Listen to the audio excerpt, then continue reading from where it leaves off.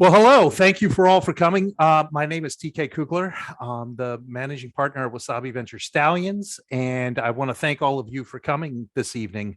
We're going to do an overview. This is an overview of Fund 3. Believe it or not, we are 3 years into our funds at Stallions, and it's great to have such a nice crowd here tonight too.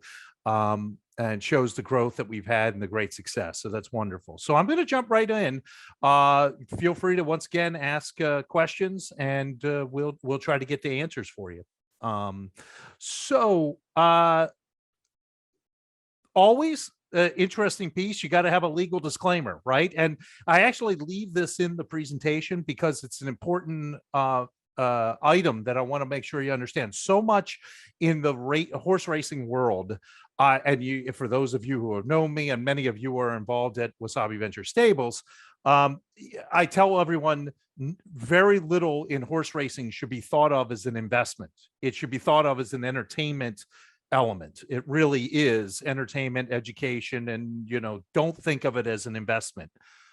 I put this legal disclaimer in, one, because I need to put the legal disclaimer in, but two, I actually make it part of the discussion because what we are building at Wasabi Venture Stallions is truly an investment product. And so we think this is an investment vehicle. It's meant to be an investment vehicle.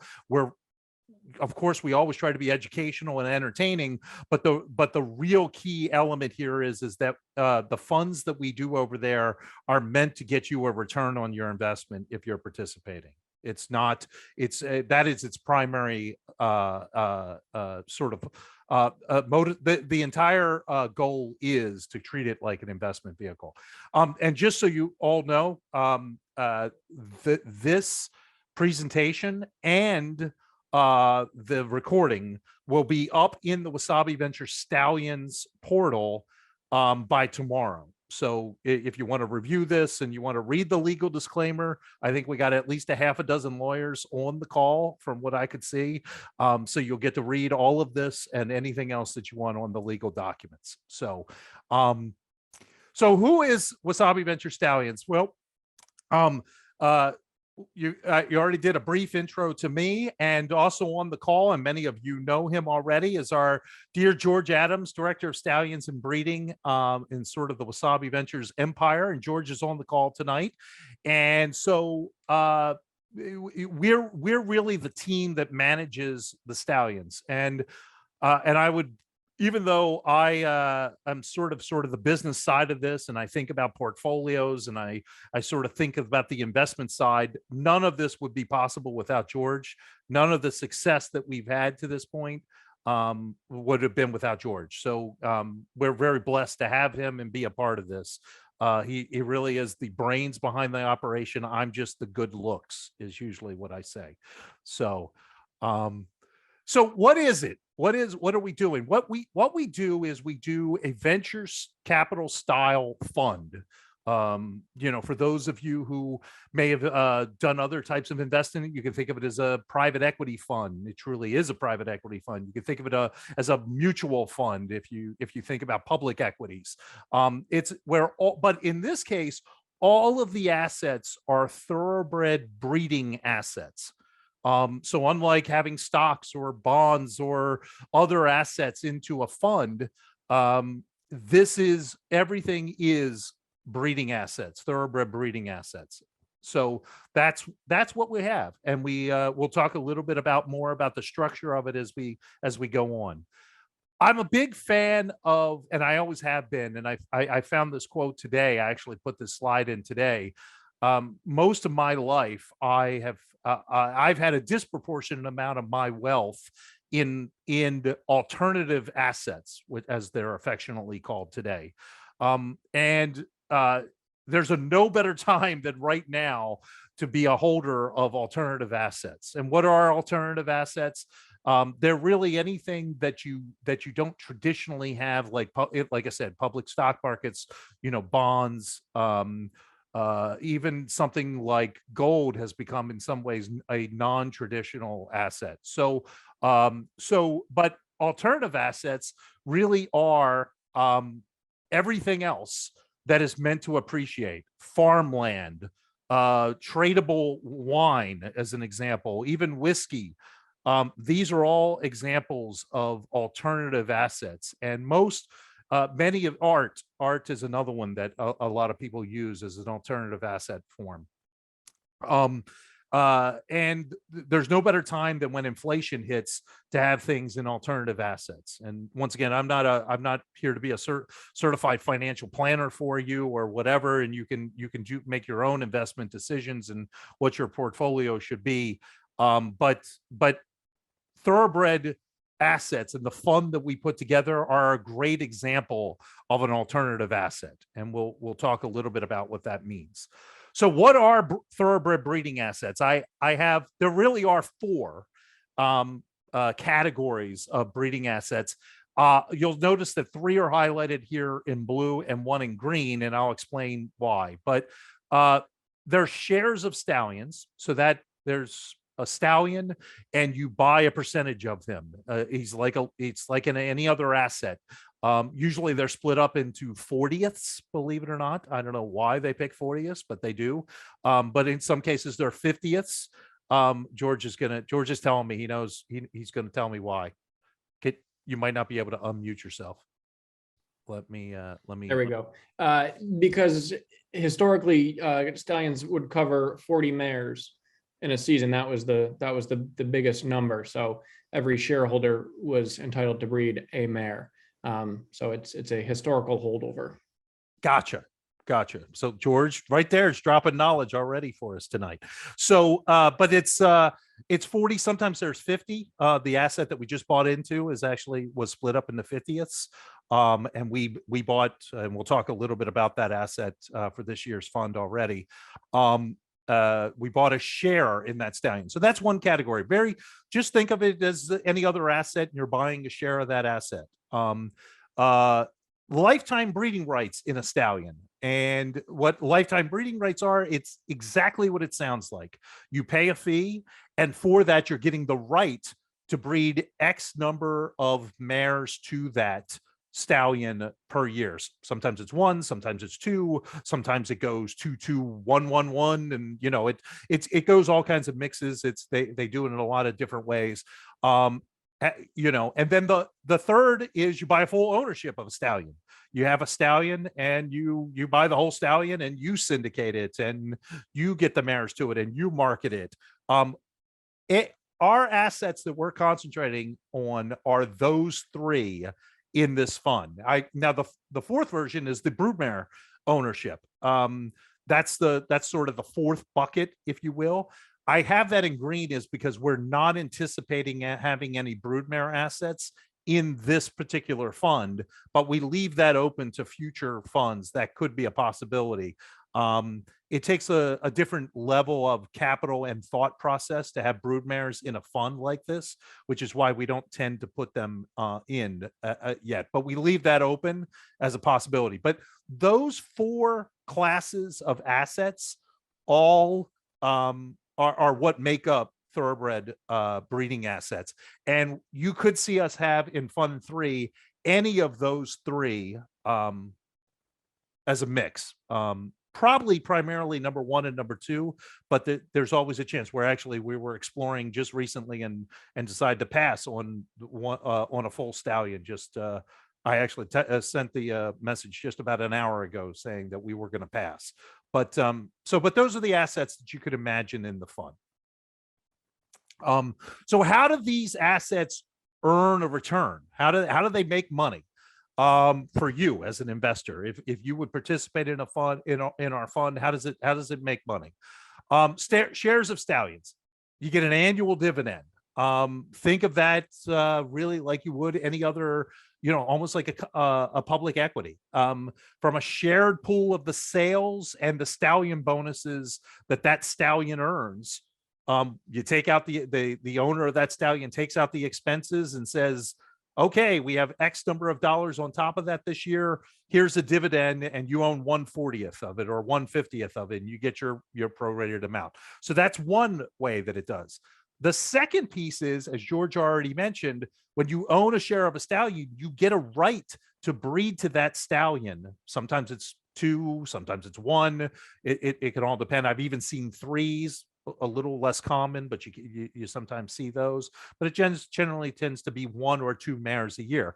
Well, you get the right to sell that season. You can either use it for yourself or you can sell it. And if you sell that season, when that foal is born, you get the proceeds from it. And that obviously goes into the fund. So that's part of the asset. The way I thought about it, and this is just an analogy, it's not meant to be exact. It's almost like an old coupon on a bond. You get the coupons and you could take that coupon and sort of cash that coupon in. Well, the sale of a season on a stallion is like a coupon. You sell that coupon and then you get the proceeds from it. The third way is like any other asset. That asset can be sold. You can take, the stallion, is, in year 3, and we're going to talk about timelines here in the next slide. But, in year 3 or 4, it really hits. And all of a sudden that somebody else says, hey, I'm going to give you $25 million. You paid $5 million for the stallion. I'm going to give you $25 million for it.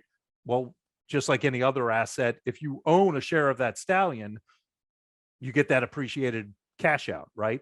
You can also, there are markets, there's secondary markets for selling your share of a stallion. In fund number 1 and fund number 2, we actually bought in the secondary markets shares of stallions or lifetime breeding rights of existing stallions. They were all brand new stallions. So there is a secondary market where you can sell your share, so you could take your 1/40th or 1/50th, and you could actually sell that at some point for hopefully an appreciated amount. So those are the 3 ways that shares of stallions earn return. The lifetime breeding rights has has basically B and C. It doesn't have A because you don't actually own the stallion. You just own a right to breed to that stallion. So it gives up. It doesn't have that annual dividend aspect, and it only has sort of the other 2 ways of earning a return. So you might ask yourself, it's a very logical question, TK, it sounds like shares of stallions are cooler. They're better. You got this dividend aspect. You actually own the stallion. Why wouldn't you only buy shares of stallions? Well, there's 4 good answers to that, 4 aspects to that. 1, many stallions don't get syndicated. You don't get the right to buy a share of it. It's whoever owns that stallion owns all of it, and they don't want to sell any shares of it. But they may sell breeding rights to it. Okay, so that's 1. 2, shares of stallions come with ongoing expenses. You literally own the asset and you have to pay ongoing expenses. They're usually quarterly, and you get a quarterly bill and you pay it. Now we work that in the fund. We work that in as part of the expense of an asset, but it is a real expense. When you see those TV commercials, for those of you who are racing fans, when you see those TV commercials on TVG or other broadcasts for stallions, the share owners are paying for those, so there's ongoing expenses of marketing and the feed and care of that stallion. So that's another reason. The third reason is that there's a big price differential between buying a lifetime breeding right and an asset cost. Because lifetime breeding rights tend to be, I'm just going to make up a number, 1/3 to 1/5 of the price of a share. So you can have multiple lifetime breeding rights for the cost of 1 share. Okay. And then the last reason is that, believe it or not, it's getting access to shares of stallions is a lot more difficult. There are far fewer those offered in general. So if you're going to have a portfolio of these, it's good to have a mix available. That's standard portfolio management. That's one of the great things about having a fund. You're not just buying into one stallion. You're getting the aspects of between 8 and 10 assets here. And so we try to get that mix so that we can have that sort of portfolio aspect here. So hopefully that gave you some insights on how returns happen on thoroughbred breedings. So I actually put this together today, this brand new slide, and I was thinking about it. I was on my 4 o'clock in the morning walk, and this hit me and said, hey, this would really help explain to people when does the fund earn some of these returns that we just described. And so think of this a little like a heat colored map. So the brighter the orange is my favorite color, if you didn't know that already, but orange is my favorite color. So I picked orange. The brighter the orange, the more likely that's when you're going to see those types of returns happen in the fund. So we've got if you remember, the 3 types of ways that these assets make money. Okay. And then years, and we're envisioning these are 10-year funds. So think over when you invest today, you're really being a part of something for the next decade. And it might even go longer than a decade, but we really think of these as a decade type fund. So in annual dividends from shares, it's most likely in year 3 through 7 that you're going to see those dividends. Why is that? Well, first of all, if you'll notice in all of the assets that in year 1, there's almost no chance, and it's not 0, but it's close to 0, that you're going to see any returns in year 1. And we're going to talk about Fund 1, which is now in year 2, and how it's done in a couple minutes. But if you'll notice, there's nothing there. Well, why is that? Well, because mares, thoroughbreds, have an 11-month gestation period, right? So if you if a mare gets bred to a stallion, it takes an entire year before that gets born, that foal gets born. And when that foal gets born, that's when the dollars exchange hands. That's when those breeding rights start to earn their money. So you'll notice in year 2 is when you start to see revenues come in, income come in off of these assets. So year 2 on the sale of seasons is when you see, and you'll see that's a bright orange, and you'll see it goes pretty bright orange really for the first 4 or 5 years after starting on year 2, because you're hopefully having foals born from mares that bred to the stallion using the assets that we talked about. And the reason that I sort of use this color coding here on the annual dividends is that you're still paying a lot of expenses in year 2 for many stallions. So the amount of return might be less on that dividend in year 2, but you can expect to start to see some of that in year 3. But you'll notice it's not 0. Like, for example, we have a stallion share in Fund 1 that we're expecting a dividend at the end of Q3 for Fund 1. So you will see some of that. So hopefully that gives you a sense of sort of the timeline. The other question, if you might look at this, is and say, well, TK, why does it go down as a likelihood? Well, the thoroughbred breeding business is a very, very similar to those of you for those of you who are in the startup world. People love shiny new things. Fresh, brand new stallions in many ways are more valuable their very first year. People are willing to send their mare to it because it's like a lottery ticket. They don't know what they don't know yet. And so it tends to be very white hot in these early years. And then what happens is then the horses, because once again, the horse gets bred here, the mare gets bred here, gets born here. So this is probably when it starts to race, is here, right? Years 4 and 5. That's when you hope that they start to produce winners. If they're producing winners, then all of a sudden, then you've got a winner as a stallion. Blofeld is a great example in the Maryland market. did not get a lot of support early. Very small amount of mares went to Blofeld, but literally every single mare that produced a foal, that foal was a winner out of its first year, which is just unbelievable for a very small crop. While all of a sudden now Blofeld, and I think is Blofeld in year 3 now, George? Do I have 4, 5? So Blofeld now is the hottest stallion in Maryland because of all the success that his runners are now having in year 5. He was maybe 12 mares bred the first year, George. Do I have the right numbers?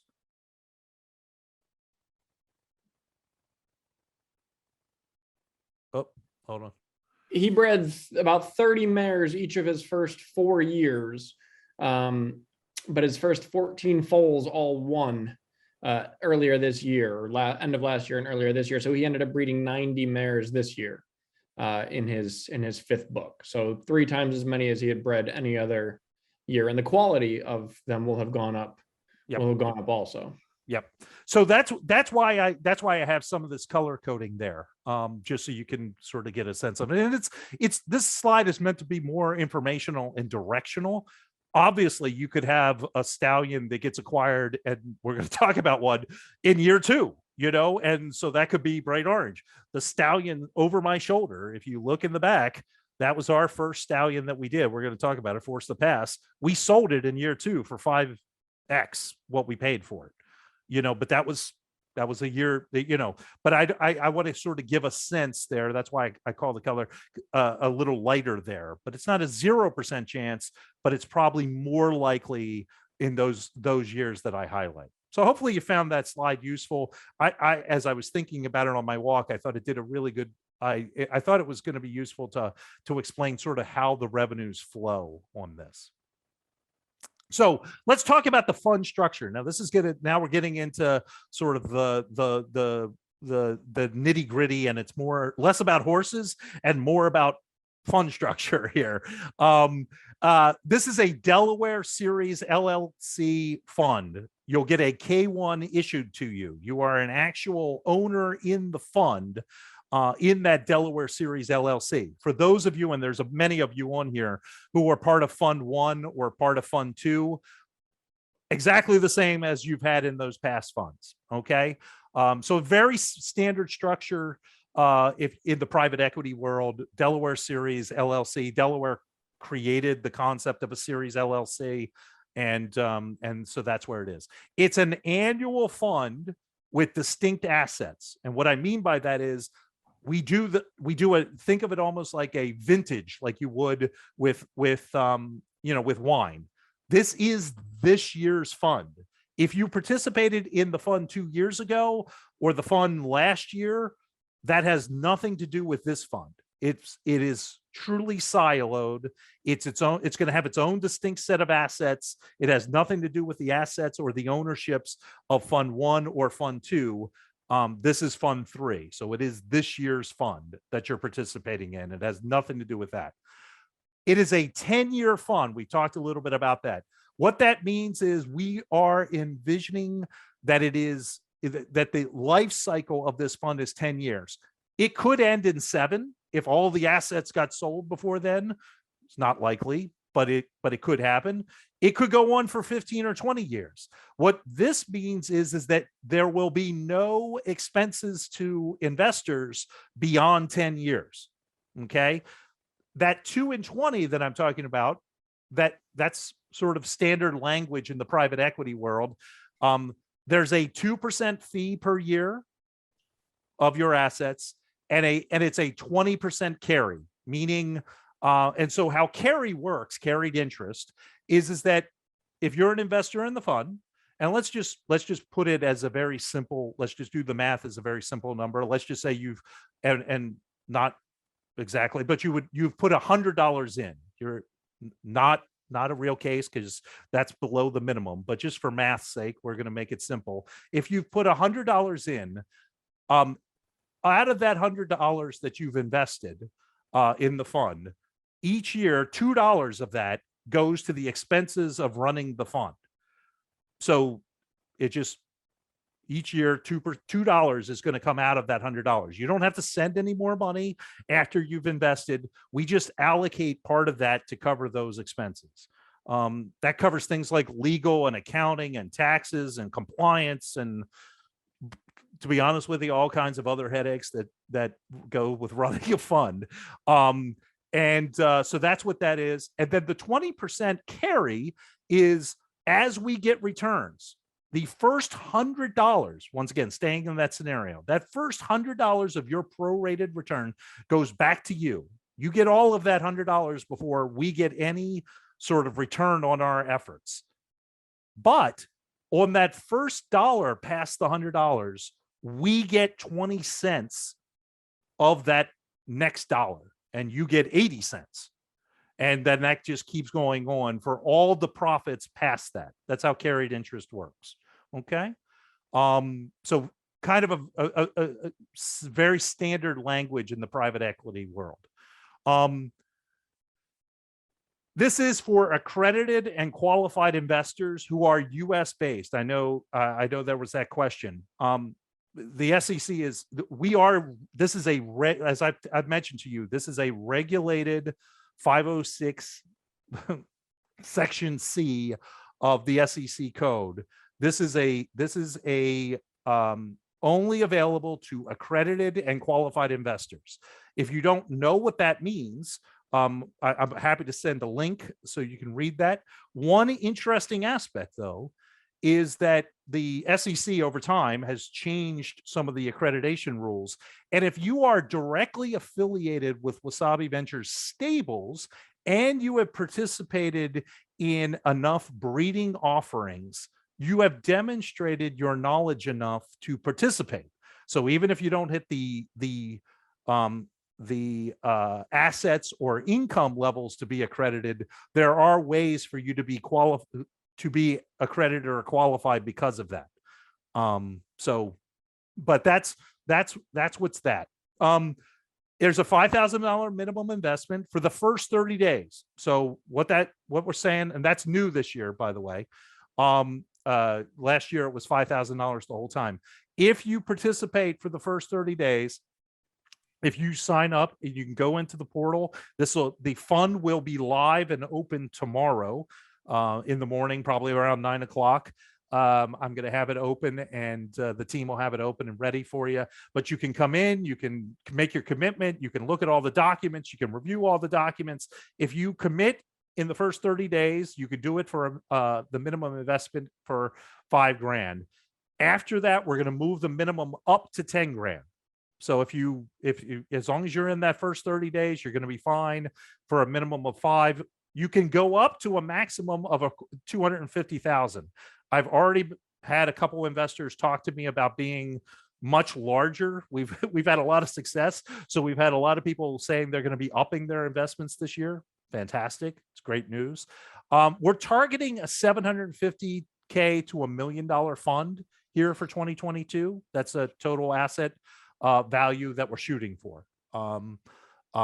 So that's the fund structure. Hopefully that all made sense. If you have any questions, don't hesitate to ask. So history of WV Stallions. We started by buying a stallion, the one that's over top of my shoulder, Force the Pass. And we bought that in 2019 for $100,000. George called me. He was so excited. I was actually in upstate New York and pacing in a parking lot when George called me. He was so excited. He was out of breath that we had found this. And so anyway, we bought Force the Pass. We stood Force the Pass in Maryland. Got 50-ish mares to them. 57. But we got an offer in September 2020. It literally almost to the day of when we bought them. It was the day the agreements were signed on the same day. So 1 year apart, we got an offer and closed on an offer for $500,000 for him. So yielding a 3.69x return. You might ask, well, why? TK, I can do math. It seems like it. Well, there are expenses of standing a stallion, so that's why that returns a little less. But trust me, the investors who were in on them, and there's quite a few on this call, nobody's complaining. Now, the interesting thing, because we didn't talk about this, I didn't really have this because it's Force the Pass can still earn returns for those investors because states, and Maryland is one of those, has stallion bonuses. So when his foals start racing, which is hopefully next year, maybe even, next year would probably be the earliest. Next year, they win races in Maryland, the stallion owner gets bonuses. And so it's, even though we don't own him anymore, we have no expenses, the investors can still earn stallion bonuses for years on end. It's almost like an annuity, is the way it works. We launched our first fund in 2020. We decided to, hey, and this was really a brainchild of mine, and it really comes from the rest of my investing background. Let's kick off and have an actual fund. Let's put assets together and create a fund structure so that people can have more than just one stallion. They can have multiple aspects of stallions in a fund. So we kicked our first one off in 2020. We did the second one last year in 2021. We paid out our first distribution for Fund 1 just this month, about 3 weeks ago. We returned 35% of all of the invested capital in the very first distribution for Fund 1. So that means if you put $100 in 2020 in that fund, you've already gotten $35 back of your $100 on the very first distribution that we did. Really fantastic excitement for us. We're very happy with how this turned out. And I think the investors on the call are also kind of excited on how that turned out. Because once again, think of this as a 10-year fund. So this is going to have hopefully distributions for the next 9 years as this goes on. And to be able to return over a third of the fund in the very first distribution is sort of great news. So I'm going to actually open it up, and I already talked about the one thing I did want to mention. We actually are expecting another distribution. Actually, I know we're going to have another distribution in Q4. We've already started getting more return, more cash in on it. So we'll have another distribution with a little bit of luck and everything goes well. We could be as high as returning 50% of the fund in the first year of distributions. So that's kind of what we think is possible. But George, I'm going to flip it over to you. Why don't you talk a little bit about the assets in that Fund 1 and how they're doing? So there's the list of assets here. We bought shares in 3 stallions. 2 were incoming new stallions that your Gift Box in Kentucky and Honest Mischief in New York. And then we also bought a share in a Kentucky stallion who'd been around for a few years named Painter. And we bought that share before Knicks Go won the Breeders' Cup, his first Breeders' Cup win. And then along with that, we bought breeding rights in 5 horses, including 2 in 1 stallion, because we thought it was good value, and he's still one of my favorite stallions down there. But so most of those assets were incoming new stallions for a couple of reasons. For the most part, those are the ones that are the most available. Incoming stallions are the ones that have breeding rights and shares offered to the widest range of mare owners for the most part. And they also offer the best, for the most part, best chance of return, because they're the most popular in the breeding shed, which if you look at the number of mares bred over there in the right-hand column for most of them, first crop stallions, it's going to be their highest, their highest total of mares bred in the first year. So that makes them, again, with some exceptions, the most attractive assets to us. Subsequent to our purchase of these assets, Painter's son Knicks Go won the Breeders' Cup, and then the next year came back and was the horse of the year. Shares in Painter were trading for 3 times, 2.5 to 3 times what we paid for our share a year later, and they're still sort of out there on the secondary market for about twice what we paid for him or for our share in him. Of those other stallions, Instagram was in the top, I think the top 3 of the most popular first year stallions in Kentucky. Honest Mischief, I believe, was the most popular stallion in New York with his first crop. Yeah, it's a good group. Jimmy Creed picked up his first grade 1 winner the year after we bought those breeding rights in him. That horse came back and won his second grade 1 earlier this month. Casa Creed, he had a filly place in the Breeders' Cup last year. So we've had some good things happen with the stallions from Fund 1. None of which has actually had very much to do with the distribution, though. That's just a function of the sort of the way these things work, and the stud fees, because of when the stud fees come due, well, when a live foal is born in the first year after, so year 2, it's purely it's not any appreciation of the assets. We haven't sold any of the sort of overall assets, just seasons to those horses. So that was a fairly expected distribution. It wasn't any specific particular sort of upside in any of the stallions. It was just normal course of events. Let's jump in. George, why don't you talk a little bit about Fund 2 for those that might be in that, and just a quick update on those assets that are in there. Yep. So Fund 2, again, I think we ended up with one more horse in Fund 2, only 2 shares. We actually had a third share, and this sort of ties into Kevin's question in the chat earlier. We had purchased a share in a horse called Performer, who was supposed to retire, or who had retired to Claiborne, and was going to be a first-year stallion, and he actually ended up dying before breeding season. But our share was insured, and so our funds were returned to us, and we used that to go back out and pick up more assets for Fund 2. But we acquired shares in 2 first-year stallions in Kentucky, Modernist and Raging Bull, who are both going to be very popular. Modernist is, when we get two seasons to both of those horses that we bred mares on, so those will be stud fee income to the fund next year. Most of the others, again, were first year stallions that we think are going to be popular.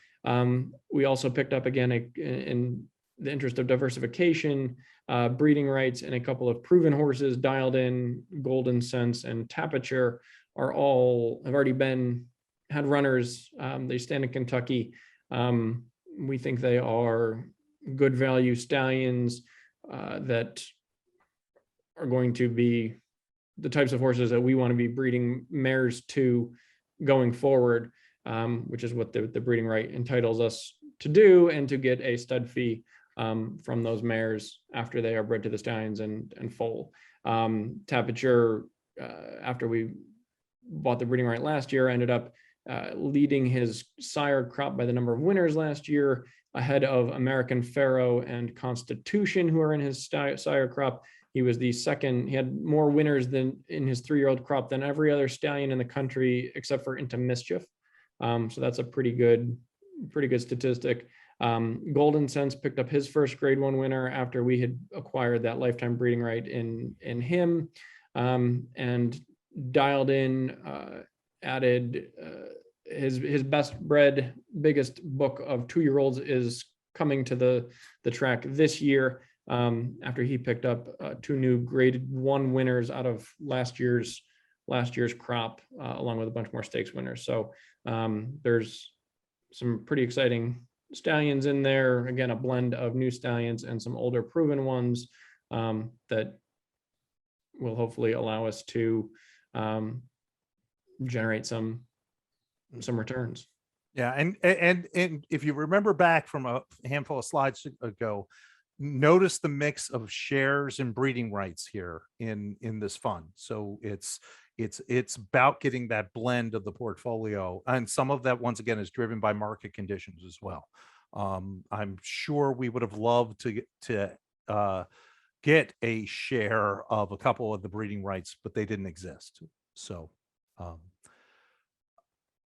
I threw this in. It's a Fund 2 asset because we have a in Tapiture, and that's actually a Wasabi Ventures Stables horse winning, and this was an ad in the TDN.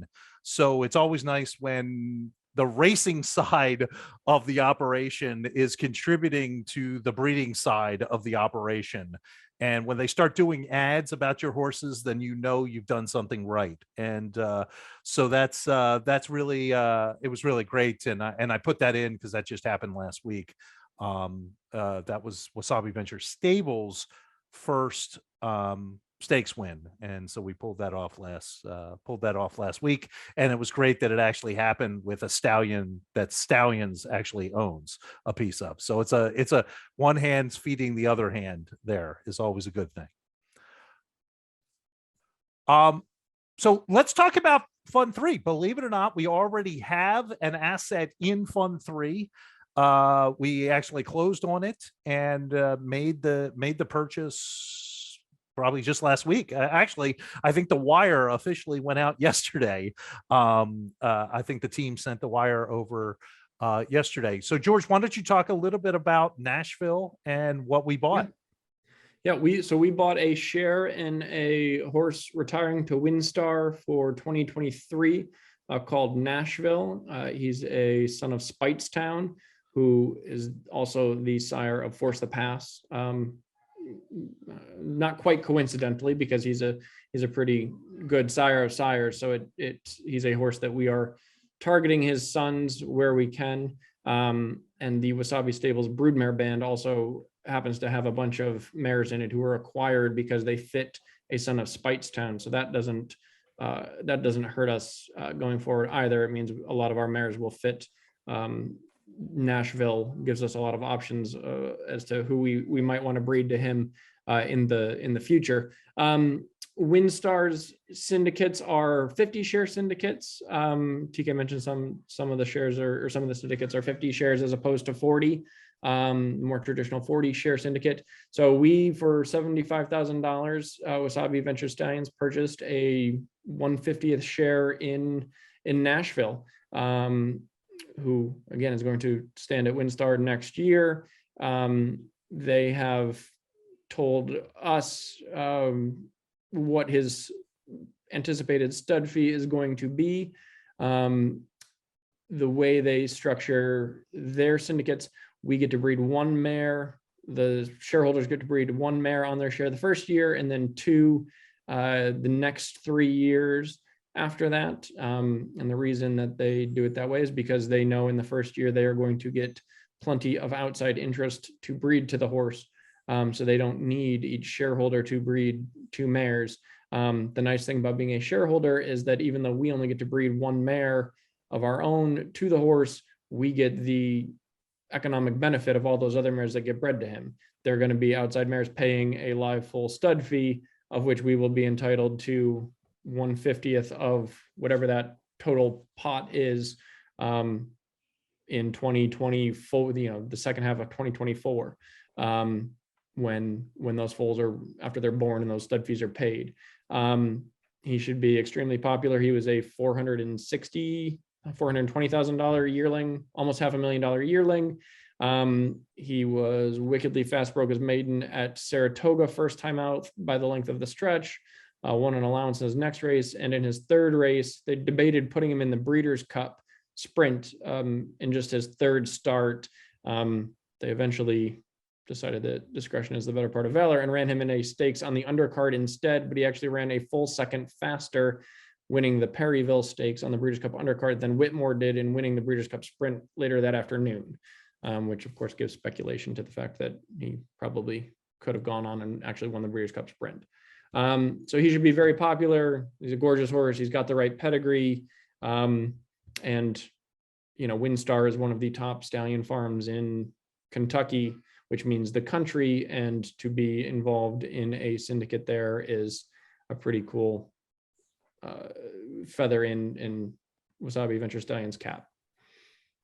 Yeah, and just, there was a question earlier about insurance.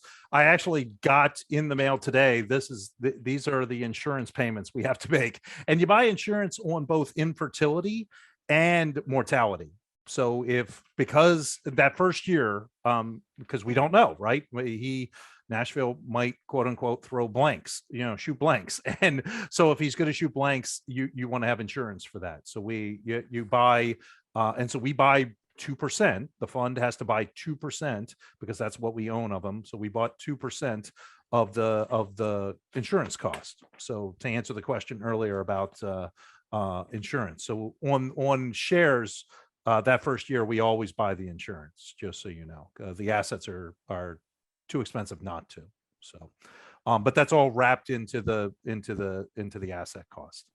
The other question that may come up is, TK, you haven't even opened the fund yet, and you've already had money go out the door. How did you do that? I will be the largest shareholder of the fund. So, and I think that's important for those of you who know me. I always eat the dog food that I'm selling. And I don't participate in any fund where I'm usually not the largest investor as well. So if I didn't believe, and I wasn't on this call, I wouldn't tell you that. George is an investor in the fund as well. So we don't just go and try to advise and do things. We're doing this because we believe that it makes sense for an asset for ourselves. And we're treated exactly the same as anybody else that participates in the fund. We get our prorated share, and it is what it is. So, anyway, I've already put money in so that we could wire the money out. So I've already made a commitment, and the money's already in. So so hopefully all of you do too tomorrow. And I think that's our last slide. Yeah. So thanks, everybody. Hopefully that was helpful. Happy to answer a question. Laura asked a question.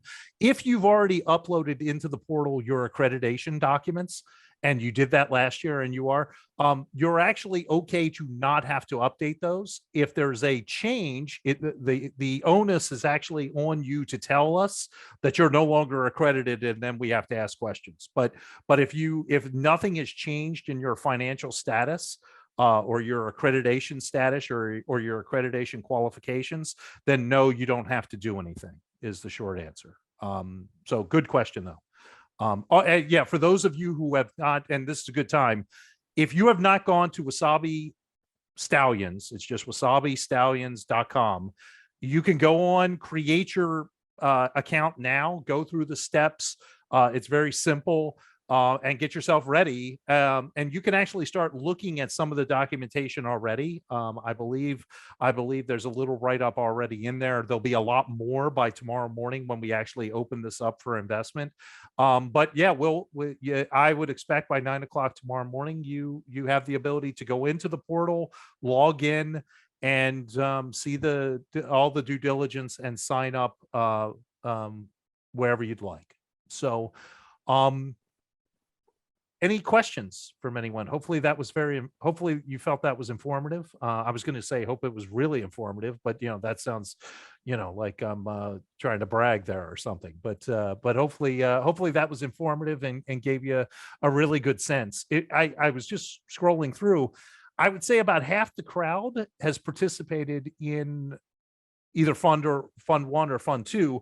I think we're going to have a lot of new faces in fund 3, which is great. And it just shows we're doing a lot of things right, and that's always really nice when you think you're doing something right and people agree with you.